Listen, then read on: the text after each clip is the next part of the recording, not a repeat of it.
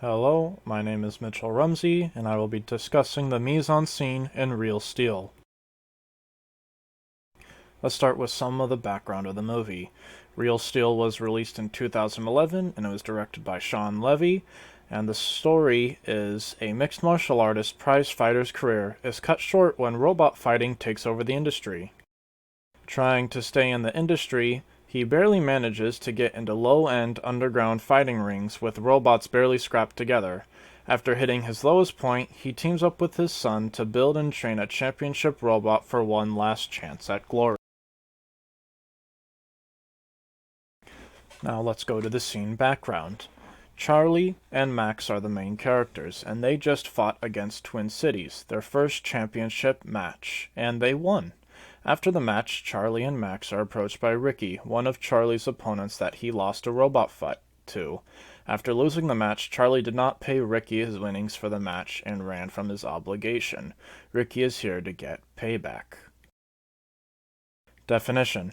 In cinema, mise en scene refers to the scenic elements independent of the camera and the processes of film and editing. In his film Real Steel 2011, Shawn Levy uses mise en scene to create multiple layers of meaning.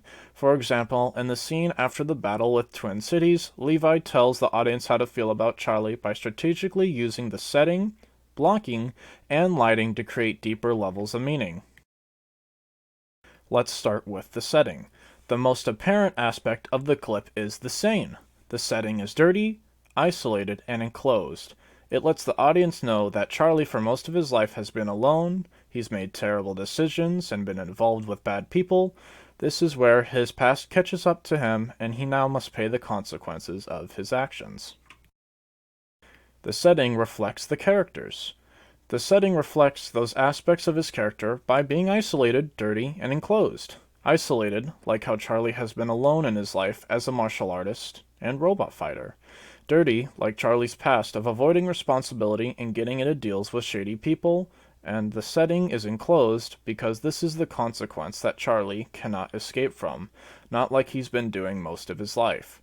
The last aspect of the scene is that it feels bound. Additionally, the fences in front and behind of the actors make the scene feel trapped, like it is trapped in a cage. As we can see, the fencing is in front of the actors, making it look like a cage, and behind the scene is walled off and isolated, as well as dirt on the ground. The next aspect of the scene is the blocking. The actors in the scene are Ricky and some of his associates who Charlie owes money to. Ricky surrounds Charlie and Max, reinforcing the scenic elements that there is no way out of facing the consequences of Charlie's actions.